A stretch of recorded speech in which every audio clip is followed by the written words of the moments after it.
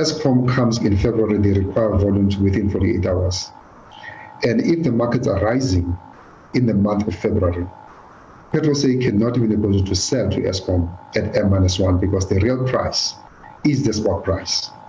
So the market is such that it punishes you for not properly forecasting and planning. We had a meeting with Eskom after Petrosa has realized that over time, Petrosa was losing money.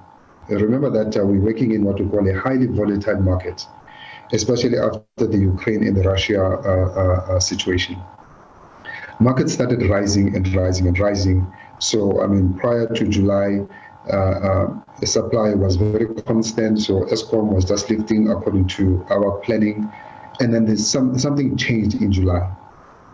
Burn rate of Eskom actually increased. So historically, I mean, we were supplying them with 1 million liters a day. So after July, that thing actually changed from 1 million liters a day to 3 million liters a day.